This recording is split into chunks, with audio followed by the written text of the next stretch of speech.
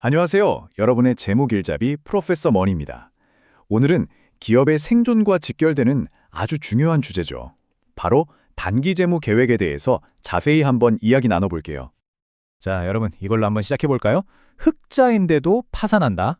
아니 이게 말이 되나요? 장부상으로는 분명히 이익을 내고 있는데 회사가 문을 닫는 상황. 놀랍게도 네, 가능합니다. 오늘 바로 그 이유와 해결책까지 그 비밀을 한번 풀어보려고 합니다. 네, 다시 인사드릴게요. 프로페서 머니입니다. 그리고 오늘 저와 함께 또 여러분과 함께 이 재밌는 재무의 세계를 탐험할 아주 똑똑한 학생이죠. 지은 씨를 소개합니다. 안녕하세요, 교수님. 여러분, 저도 오늘 배울 생각에 벌써부터 막 설렜는데요. 여러분도 저랑 같이 궁금한 거 하나하나 풀어가 보자고요.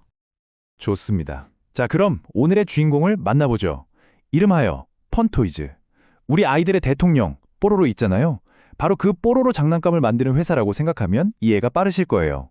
근데 이런 장난감 회사들이요, 연말이나 어린이날처럼 딱 특정 시즌에만 매출이 확 몰리잖아요. 그러다 보니까 다른 때는 현금 흐름이 되게 불안정해지기 쉬워요. 바로 이 펀토이즈가 지금 아주 심각한 위기에 빠졌습니다. 교수님, 근데 좀 이상한데요? 자료를 보니까 펀토이즈는 장사도 잘 되고 이익도 분명히 나고 있거든요? 근데 왜 현금이 부족하다는 거예요? 흑자인데 돈이 없다. 이게 그 말로만 듣던 흑자도산 위기? 뭐 그런 건가요? 오, 바로 그거예요. 아주 날카로운 질문입니다.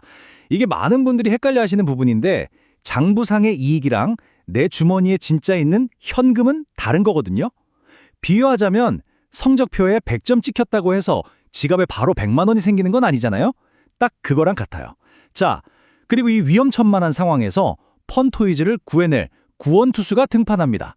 바로 오늘의 핵심이죠. 단기 재무 계획. 그중에서도 현금 예산이라는 친구입니다.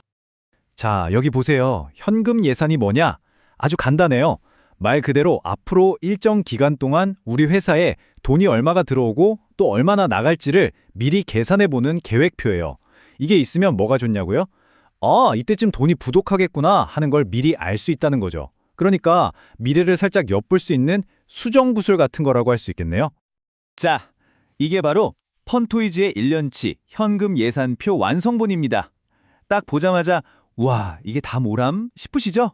괜찮아요, 괜찮습니다. 이건 우리가 지금부터 함께 완성해 나갈 보물지도의 최종 그림 같은 거니까요. 자, 그럼 첫 번째 조각부터 한번 맞춰볼까요? 좋습니다. 그럼 지금부터 펀토이즈의 1년을 분기별로 쭉 따라가 볼게요. 각 분기마다 어떤 일이 일어나는지 눈 크게 뜨고 지켜봐 주세요. 와, 교수님, 1분기는 시작이 아주 좋은데요? 기초현금이 20만 달러였는데 순수하게 들어온 돈만 60만 달러나 돼요. 그래서 분기 말에는 80만 달러가 됐네요. 회사가 비상금으로 꼭 가지고 있어야 하는 최소 현금 10만 달러를 빼고도 무려 70만 달러나 여유가 생겼어요. 맞아요. 아주 순조로운 출발이었죠. 하지만 바로 2분기에 위기가 찾아옵니다. 여기 표를 한번 보세요. 1분기 말에 넉넉했던 80만 달러로 시작했는데 2분기에는 돈이 무려 110만 달러나 나가버려요. 결국 기말 잔고는 마이너스 30만 달러가 되고 회사가 꼭 가져야 할 돈 10만 달러까지 생각하면 총 40만 달러가 부족해지는 정말 심각한 상황에 빠진 거죠. 자, 그럼 이 부족한 40만 달러 어떻게 해야 할까요?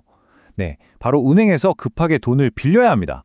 이걸 단기 차입이라고 하죠. 그런데 펀토이즈는요, 딱 부족한 40만 달러만 빌리는 게 아니에요. 약간의 여유 자금까지 확보해서 현금 잔고를 좀 더 안전한 수준으로 만들기 위해 총 60만 달러를 빌리기로 결정합니다. 이게 바로 계획의 힘이에요. 미리 알았으니까 이렇게 대비할 수 있는 거죠. 아, 다행이네요. 3분기에는 다시 현금이 85만 달러나 들어왔어요. 이 돈으로 2분기에 빌렸던 60만 달러 중 일부를 갚기 시작하네요.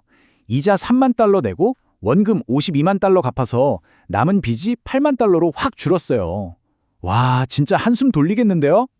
자, 여기서 잠깐 방금 이자 3만 달러라고 했는데 이건 어떻게 계산했을까요? 아주 간단합니다. 이 공식처럼요.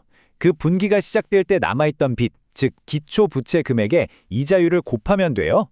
펀토이즈의 연 이자율이 20%라고 했으니까 이걸 4분기로 나누면 분기 이자율은 5%가 되는 거고요. 그래서 3분기 이자는 3분기 시작할 때 빚이 60만 달러였잖아요. 여기에 분기 이자율 5%를 곱해서 이렇게 3만 달러가 나온 겁니다. 간단하죠? 근데 4분기에 또 현금이 15만 달러가 나가네요. 게다가 남은 빚 8만 달러에 대한 이자도 내야 하고 결국 또 돈이 모자라서 추가로 빌려야 하는 상황이네요. 그래서 연말이 되니까 총 빚이 23만 4천 달러로 다시 늘어났어요. 네, 맞아요. 이 4분기 계산이 어떻게 나왔는지 한번 차근차근 짚어볼게요. 자, 첫 번째, 3분기 말에 빚이 8만 달러 남았었죠. 여기에 대한 이자 4천 달러를 먼저 계산하고요. 두 번째, 이번 분기에 순수하게 돈이 나가는 게 15만 달러인데 방금 계산한 이자 4천 달러까지 더하면 총 15만 4천 달러가 더 필요한 상황인 거죠. 마지막으로 이 부족한 돈을 새로 빌려야 하니까 원래 있던 빚 8만 달러에 새로 빌린 15만 4천 달러를 더해서 연말 총 빚이 23만 4천 달러가 되는 겁니다. 자, 지금까지는 어디까지나 계획대로 됐을 때의 시나리오예요. 근데 여러분, 사업이라는 게 늘 계획대로만 되진 않잖아요. 그래서 이 재무 계획이 진짜 강력한 이유가 바로 만약에를 대비할 수 있다는 점입니다. 예를 들어서 갑자기 경기가 안 좋아져서 장난감 판매가 20%나 줄어들면 과연 어떻게 될까요? 와, 이 그래프 보니까 바로 답이 나오네요. 매출이 겨우 20% 줄었을 뿐인데 빌려야 할 돈이 원래 계획했던 23만 4천 달러보다 훨씬 더 늘어나네요. 현금 흐름이라는 게 매출에 정말 민감하게 움직이는군요. 네, 바로 그거예요. 이래서 현금 흐름 관리를 아슬아슬한 외줄타기, 즉 균형의 예술이라고도 부릅니다. 자, 그럼 오늘 펀토이즈 사례를 통해 우리가 배운 핵심들 한번 정리해 볼까요? 단기 재무 관리의 가장 중요한 핵심은 바로 이 상충 관계를 이해하는 거예요. 무슨 말이냐면 현금을 너무 많이 가지고 있으면 어떨까요? 그 돈을 다른 데 투자해서 벌 수 있는 돈을 놓치게 되죠. 이걸 유지 비용이라고 하고요. 반대로 현금이 너무 없으면 갑자기 돈 필요할 때 자산을 헐값에 팔거나 공장을 멈춰야 하는 끔찍한 일이 생길 수 있어요. 이게 바로 부족 비용입니다. 이 둘 사이에서 완벽한 균형점을 찾는 것, 그게 바로 핵심입니다. 네, 그럼 오늘 배운 내용 제가 딱 3가지로 정리해 볼게요. 첫째, 이익도 중요하지만 현금 흐름 관리는 그만큼, 아니 어쩌면 더 중요하다. 둘째, 현금 예산은 곧 위험이 닥칩니다 하고 알려주는 조기 경보 시스템과 같다.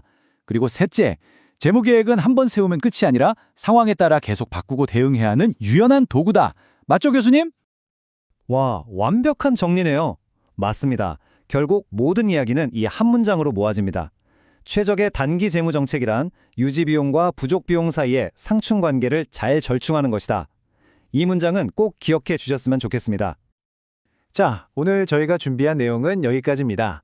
마지막으로 여러분께 질문 하나 드릴게요. 만약 여러분이 바로 이 펀토이즈의 CFO, 최고 재무 책임자라면 어떤 현금 관리 전략을 세우시겠어요? 좀 더 공격적으로 투자해서 유지 비용을 줄이시겠습니까? 아니면 보수적으로 현금을 꽉 쥐고 부족 비용을 막는 데 집중하시겠습니까? 정답은 없어요. 여러분이라면 어떤 선택을 할지 한번 곰곰이 생각해 보시면 좋겠습니다. 지금까지 프로페서 머니였습니다. 감사합니다.